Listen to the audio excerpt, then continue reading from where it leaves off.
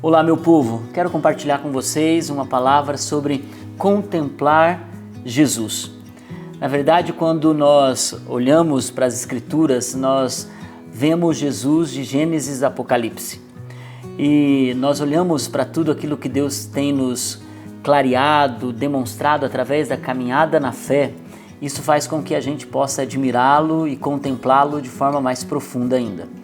Eu quero hoje falar com vocês sobre uma revelação do trono de Deus, contemplar o trono de Deus.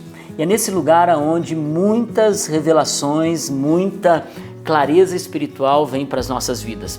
E eu quero junto com você pensar sobre esse trono. Na verdade, o trono de Deus é o centro do universo. Todas as coisas acontecem a partir desse lugar de autoridade. É incrível que a palavra no Novo Testamento fala mais de 47 vezes a palavra trono.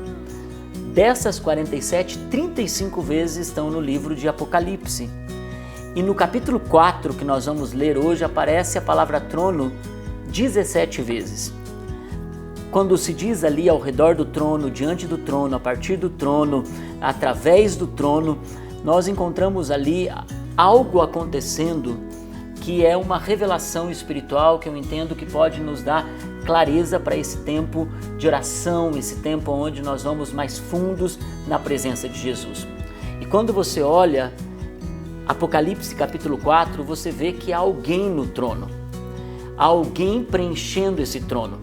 O apóstolo João, ele não teve coragem de definir, ele não teve coragem de dizer algo que pudesse trazer uma coisa objetiva. Ele diz, é semelhante a algo.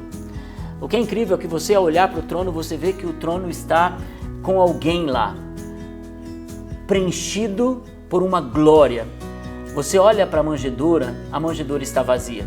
Você olha para a cruz também está vazia. Quando você olha para o túmulo também está vazio. Mas ao olhar para o trono de Deus, você percebe que há alguém assentado nesse trono. Em Apocalipse capítulo 4, a palavra de Deus diz assim: depois dessas coisas, olhei e diante de mim estava uma porta aberta no céu. A voz que eu tinha ouvido no princípio, falando comigo como trombeta, disse: suba para cá e lhe mostrarei o que deve acontecer depois dessas coisas.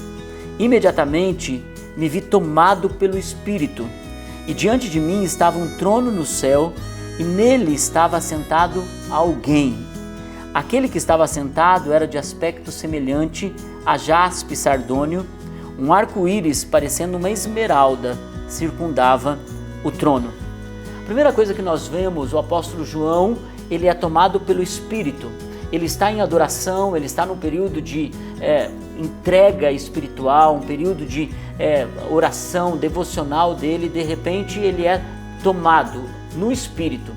Sabe, irmãos, tem coisas que a gente só consegue enxergar através de uma vida espiritual, através do Espírito. E é nesse lugar onde ele vê uma porta aberta. Ele ouve uma voz dizendo, suba para cá. Quando nós estamos em um ambiente espiritual, nós sempre vamos ouvir a voz de Deus nos chamando para lugares mais altos, nos chamando para vivermos coisas maiores, nos chamando para conhecê-lo de forma mais profunda. Jesus, em Mateus capítulo 16, versículo 19, ele diz, eu lhes darei as chaves do reino dos céus. E o que você ligar na terra também será ligado no céu. E o que você desligar na terra também será desligado no céu.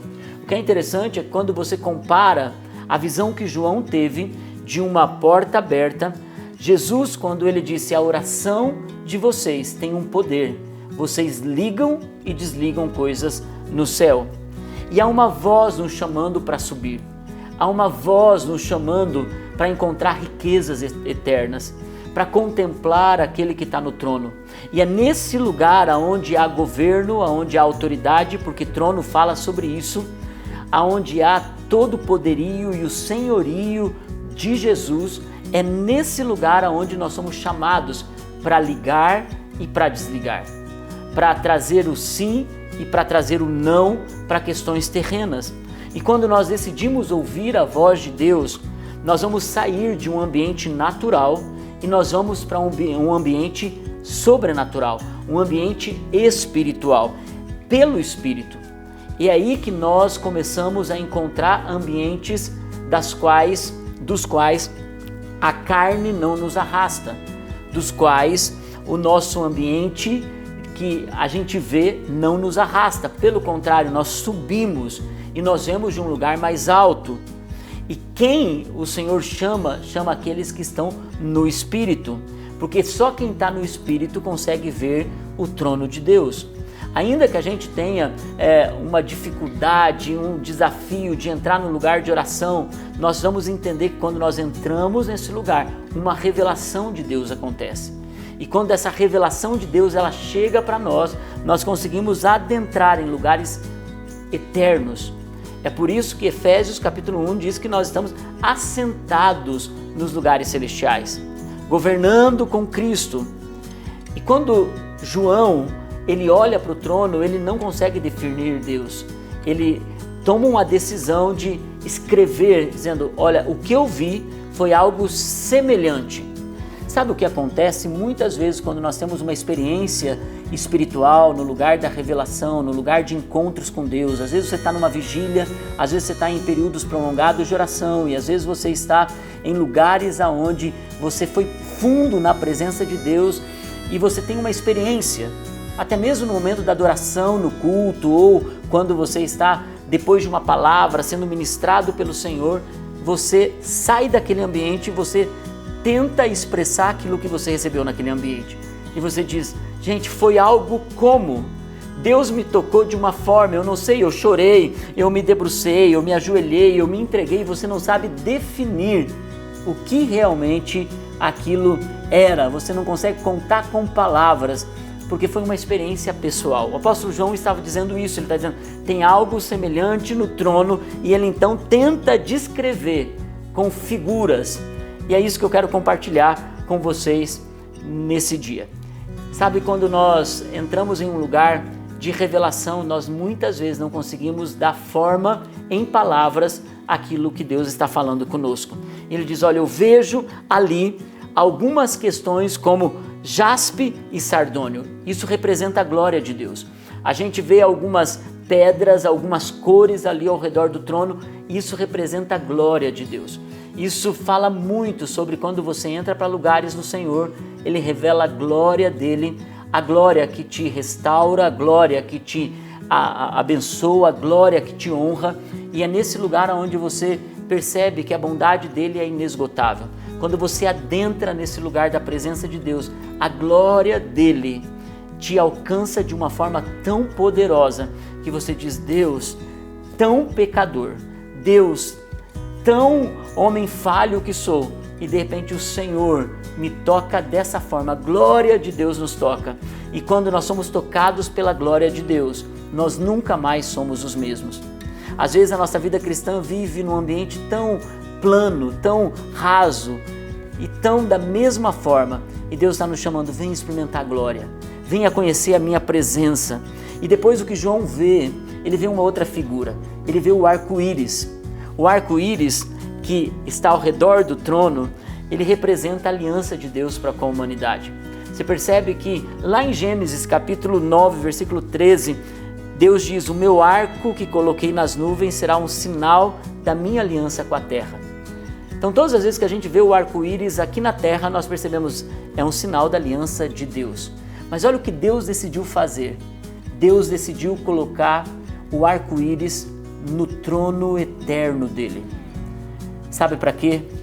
Para que nenhum dos anjos, nenhum dos arcanjos, nenhum dos seres viventes, nenhum dos anciãos, ninguém que olhe para o trono se esqueça que Ele é um Deus de aliança, que Ele é um Deus que tem um pacto com a humanidade, que Ele é um Deus tão poderoso, que Ele nos alcança de forma tão grande.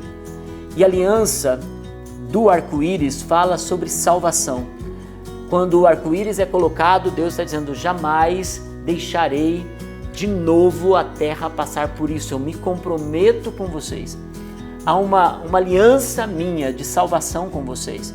E é por isso, gente, que quando a gente olha para o trono, todas as vezes que que uma pessoa sobe no Espírito para conhecer coisas mais profundas em Deus, que ela encontra a presença de Deus e a glória de Deus, que ela não sabe expressar o que ela está sentindo, ela não sai dali apenas agradecida pela sua própria salvação.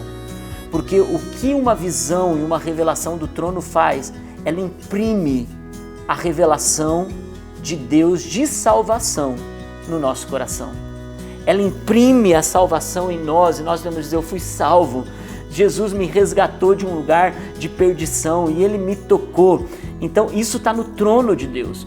Mas todas as vezes que nós olhamos para o trono de Deus, nós vemos outra coisa. Nós encontramos a salvação para os nossos irmãos, porque o arco-íris representa uma aliança de Deus com toda a humanidade.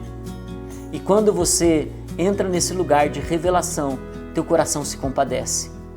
Seu coração entra num lugar em que você sabe que você precisa anunciar a salvação para aqueles que querem conhecer mais a Deus. Não é apenas uma gratidão por aquilo que Deus fez em você, é uma gratidão também por te dar a oportunidade de ministrar tantas outras pessoas. Em Hebreus capítulo 4, versículo 16, o escritor aos Hebreus diz assim: aproximemo-nos do trono da graça com toda a confiança, a fim de recebermos misericórdia e encontrarmos graça que nos ajude no tempo de necessidade. O que é interessante é que o escritor aos Hebreus está dizendo: tem um trono, mas agora ele chama esse trono de graça. Graça é favor imerecido. Mas ele também diz, a fim de que a gente entre com confiança. Às vezes o que a gente precisa quando está buscando uma revelação de Deus, a gente precisa ter confiança através do trono da graça, de que ao chegarmos lá, pecadores, sujos, com situações ainda a serem resolvidas, mas o melhor lugar é o lugar onde você encontra a presença de Deus assentado no trono. É por isso que você não pode ter medo de se aproximar de Deus. Você não pode ter medo de encontrar um lugar de esperança naquele que te criou, naquele que conhece suas fraquezas, naquele que conhece as suas dificuldades, aquele que sabe dos seus pecados, aquele que nada fica oculto diante dele. E é nesse lugar aonde nós entramos na presença dele, encontramos graça, porque esse trono é um trono de graça. Nós recebemos, a Bíblia diz, você recebe misericórdia e de novo você encontra uma graça, um favor imerecido. A misericórdia fala sobre quando nós colocamos o nosso coração na miséria de alguém. É isso que Deus está falando aqui, Ele está dizendo: quando você entra na minha presença, quando você vai até o meu trono, eu coloco o meu coração na tua miséria. E é por isso que o meu trono tem tudo isso. Ele tem aliança para a salvação, ele tem a glória que te cobre, mas ele tem uma misericórdia, porque Deus é compassivo, Deus ele é compassivo. Ele coloca o coração dele na sua miséria, na sua fragilidade, no seu pecado, e o que ele faz? Ele derrama graça. Para quê? E termina o texto dizendo: para que nos ajude no tempo de necessidade. É nesse lugar onde nós passamos tantas pressões que você sabe que Deus está com você. Quando você olha para o trono de Deus, existe uma verdade tão profunda, declarada nesse trono. Esse trono é uma porta que está aberta para você entrar, ligar e desligar coisas espirituais. A oração tem esse poder e é por isso que o inimigo quer fazer com que você não vá até esse lugar espiritual. O inimigo quer impedir você, dizendo: você não é digno, você não pode, existem marcas em você que impedem você de entrar com ousadia nesse lugar, e o Senhor está dizendo: ei, eu te chamei, vem para cá, venha ver, porque quando você vê o que está no trono, você não tem mais medo de encontrar Jesus, de contemplar a presença dele e de encontrar a beleza de tudo que Deus criou para que a gente pudesse desfrutar. O conselho que eu dou para você nesses dias é: não tenha vergonha, nem medo, nem culpa, nem condenação de ir para esse lugar onde tem revelação de quem Deus é, a revelação do trono de Deus, a revelação da bondade de Deus, a revelação da aliança de Deus, a revelação do cuidado dele. e a revelação da obra redentora de Cristo Jesus na cruz do Calvário. Que você possa encontrar tudo o que você precisa nesse lugar onde só Deus pode se revelar para nós. Que a nossa jornada seja essa, uma jornada de buscar mais a Deus e conhecê-lo de todo o coração. Deus abençoe sua vida, em nome de Jesus.